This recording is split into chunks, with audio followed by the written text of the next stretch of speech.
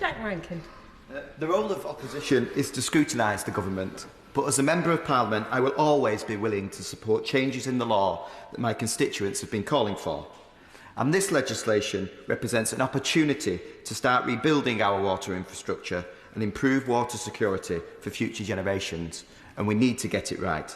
And I want to help make sure it's not simply cosmetic or taking forward measures that don't require primary legislation or things that are already being progressed by the previous government, and I do wish to offer some constructive thoughts.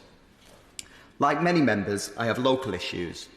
In the past week alone, I have been out with Eton Wick Waterways Group to inspect the effluent overflow of Slough Treatment Works in the Boveney ditch, which I'm working with my honourable friend for Beaconsfield on, and with residents in the Boltons in Windsor to see the Bourne ditch filled with sewage in a residential area. It is the South East which has suffered disproportionately. In fact, 90% of serious pollution incidents were caused by 4 companies, with Thames Water, the main provider in my constituency, responsible for more than 17 last year, and that is inexcusable. I welcome that Thames Water have finally announced upgrades to Slough Treatment Works following sewage overflows in Berkshire. This will include new tanks, new technology and a new pipeline. Thames Water now need to be made to guarantee the planned improvement project at Slough, which will reduce future sewage spills and provide cleaner effluent entering the waterways around Eton Wick. I hope for the Minister's support in holding them to account on that. However, as others have raised in this House, a change like this is a drop in the ocean when the entire infrastructure system is outdated and creaking.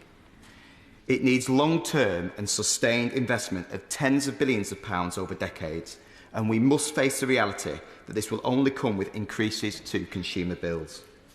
But if we expect the public to tolerate price increases, we need a regulator that works. In my view, Ofwat's determination to keep bills low for consumers has exposed short-term thinking that only has led to higher bills in the future. With additional funding, water companies, particularly Thames Water, must show customers that this money is going directly to infrastructure upgrades. I'm aware of my lack of time, Madam Deputy Speaker, so I want to join with Surfers Against Sewage and River Action, who I've been working with members across this House, to try to also encourage the government to make it one of Ofwat's legal duties to be clean water and give it the teeth that are needed. So whilst I welcome that this issue is being considered in the Chamber, I hope that everybody in this House will join me in scrutinising Ofwat's implementation of the powers granted to it in this bill.